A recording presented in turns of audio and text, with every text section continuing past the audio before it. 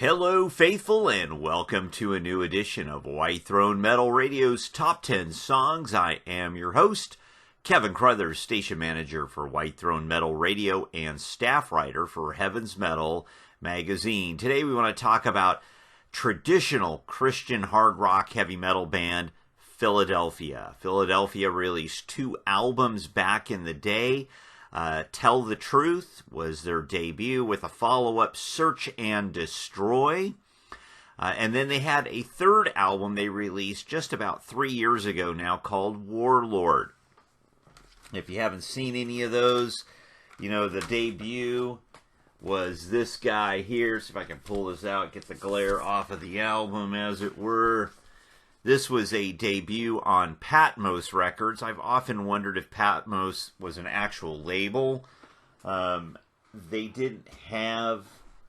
I don't know any other artists that were on that label. It was a very small label from Louisiana. Millennium Records reissued this back in 1999. If we can get the glare, there we go. Which had a few bonus elements on it. Was pretty nice, you know, all the way around. Got a little stuff there. Has just been reissued on by Rox Productions. This is a gold disc edition. It's, again, pretty cool. It's got some nice stuff here on the inside. The gold disc, you know, let's see, just want to make sure we're not getting any glare. Yeah, they got some cool stuff in here, some nice photos. It's a nice little package.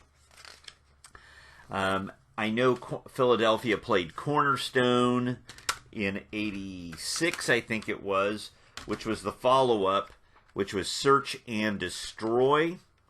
They actually redid the album art originally, and I think I have a cassette around here somewhere that had the original album art. The original album art was all done in black pencil, essentially. It was pretty gritty for the time.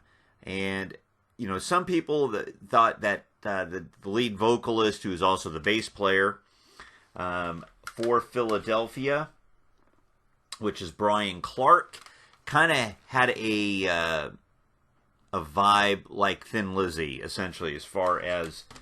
And I just, the lead singer's first name for Thin Lizzy just evaporated out of my head. But the impression was that his vocal tonality was pretty similar. This was the 3rd album that came out here about 3 years ago, called Warlord. Honestly, in my opinion, this one had more hard rock than actual metal elements. The other albums I thought were a bit better. This would have been a better or a heavier record if the guitars had been triple tracked, I think. You know, Philadelphia had Brian Clark on bass and lead vocals. Well, let's just go right here to the back of the album, shall we? Had Brian Clark bass and lead vocals, Brian Martini on drums, Ron Flowers on guitar, and Phil Scholing on guitar. That foursome made the first 2 records, but on the Warlord album, I believe Ron Flowers was not a member of the band, or he was not in the band at that point. I don't know why or whatever. Not really all that important. I'm sure somebody does, and they could put that in the comments below. Just, you know, things happen. So, top 10 songs, you know, and I'm going to play a couple of tracks, you know, interspersed throughout, but Philadelphia was a traditional sounding heavy metal band from Louisiana.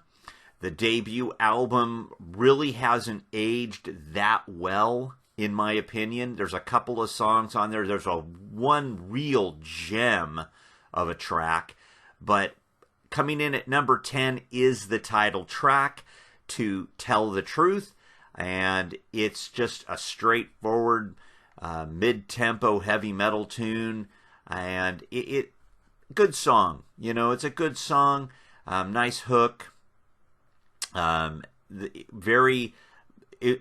production elements, in a sense, were pretty, how do you put it, very demo-esque. Obviously, didn't have a lot of money back then, and the recording ability and just the technology. You can't do now, couldn't do then what you can do now with the same amount of money. So Tell the Truth comes in at number 10, followed up with number 9, also off of the same album, Tell the Truth, is a little boogie-woogie number called No Compromise. A little rhythm and blues, kind of a, with a heavy metal twist on there. Again, a good track, nice hook.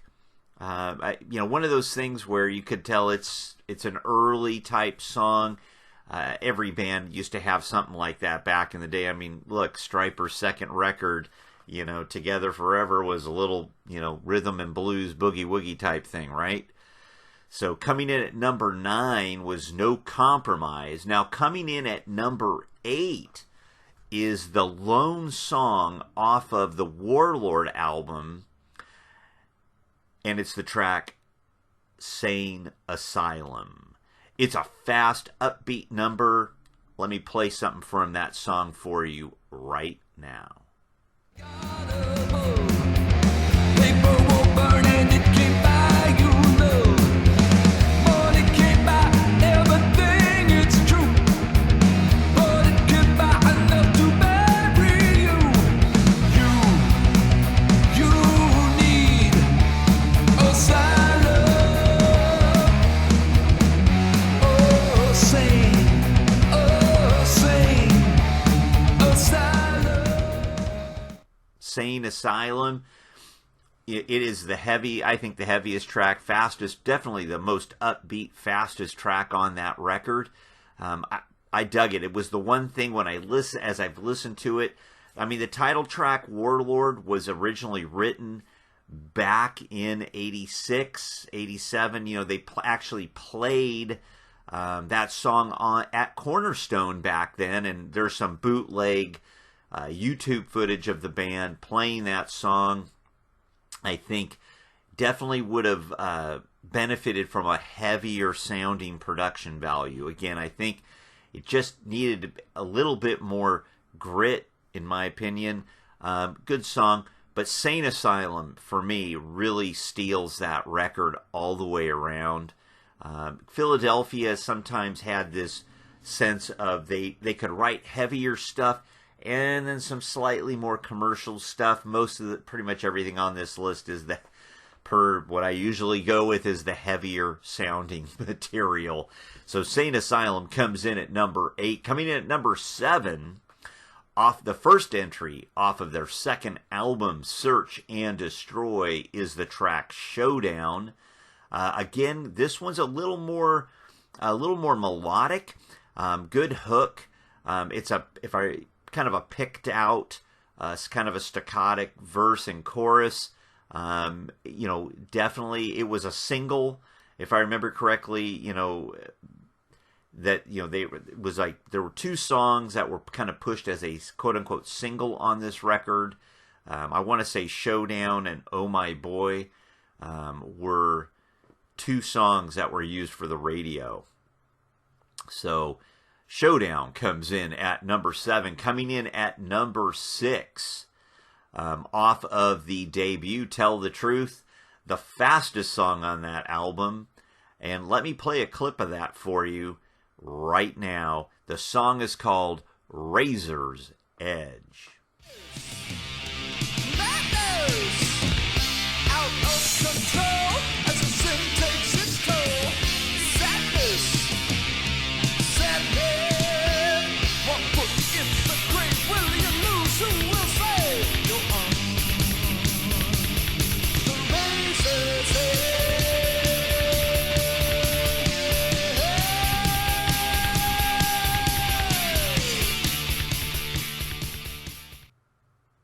Yes, Razor's Edge.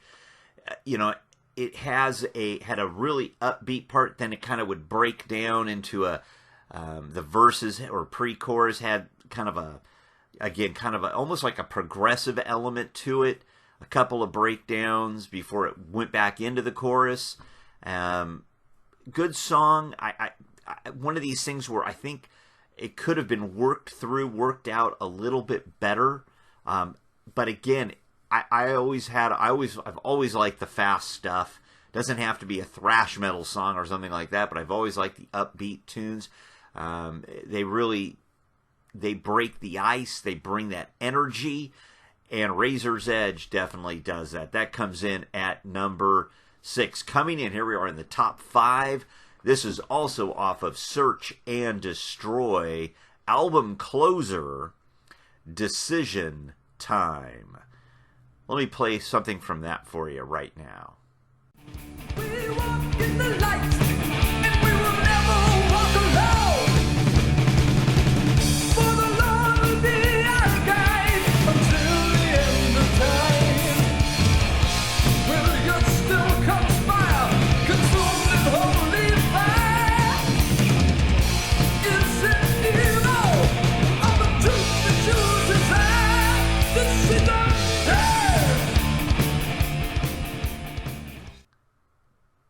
Welcome back.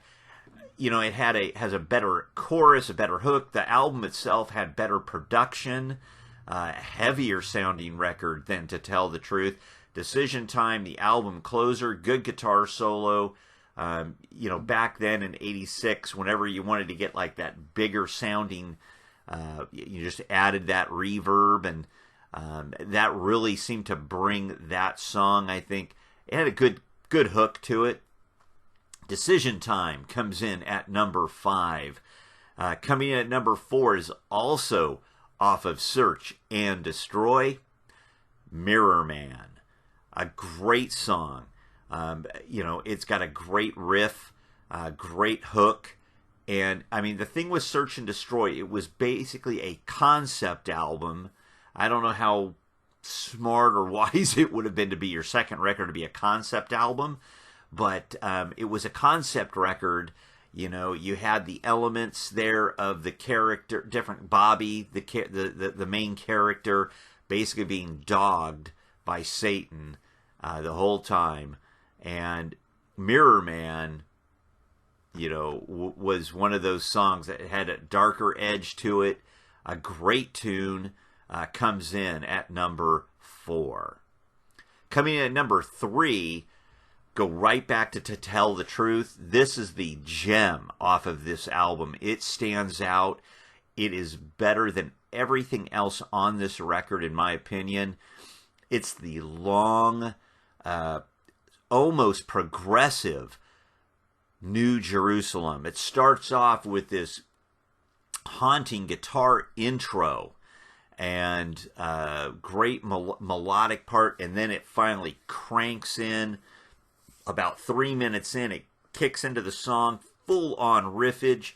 That particular tune was written by Brian Clark and Phil Scholing, and it's a great song. I mean, that's one of those songs where you go, in the live sense, it is a production number. It is a set piece.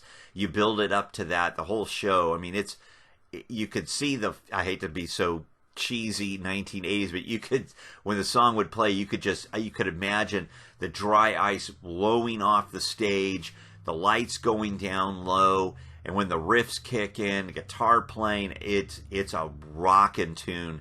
New Jerusalem. Let me play a little bit of that for you right now.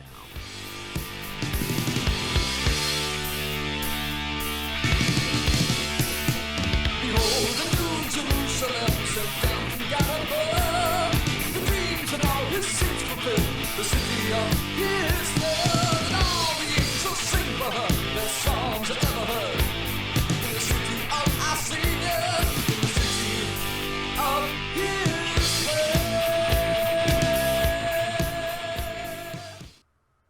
All right. New Jerusalem comes in at number 3. Now, these top 2 songs, I had a hard time, frankly, but I'm going to go with probably would be the conventional order.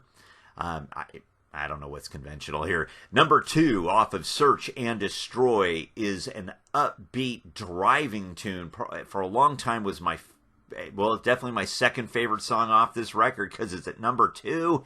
Fast Track. It is all about a great riff, a great guitar solo. Lyrically, it's basically the character in this concept album where he's basically, I'm living my life for myself. I'm on the fast track. Don't tell me what to do. I'm doing it myself.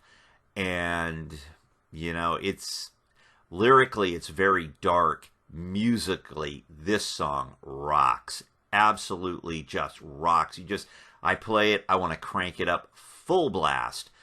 Fast Track comes in at number 2, and let's play a little bit of that for you right now.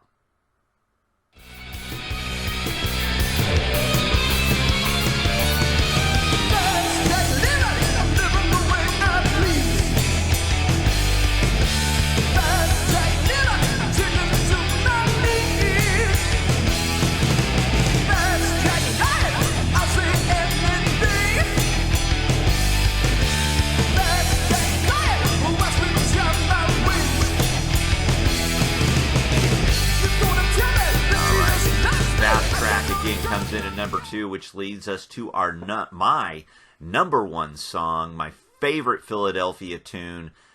You know what it is. It's the title track off of the second album, Search and Destroy, 1980s heavy metal. It's the chugga chugga chugga. If you liked Messiah Prophet, you're probably going to like Philadelphia. Very melodic. A great hook, the core, that whole song, great intro. It's heavy, driving, fast, and it's got a great chorus. It doesn't get much better than this if you like 1980s style traditional heavy metal from the central part of the United States of America. Got that classic traditional sound. Search and Destroy comes in at number 1. And I'm going to play some of that for you right now.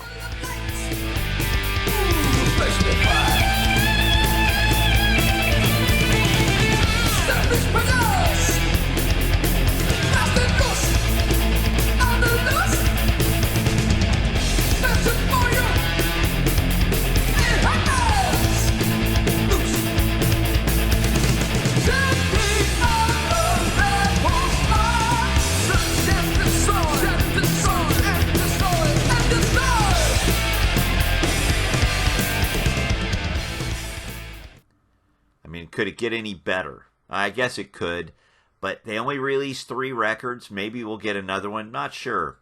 But there you have it. White Throne Metal Radio's top 10 songs for Philadelphia. If you like the video, click the like button, share it, subscribe, share it on Facebook, share it on your Twitter, whatever you got.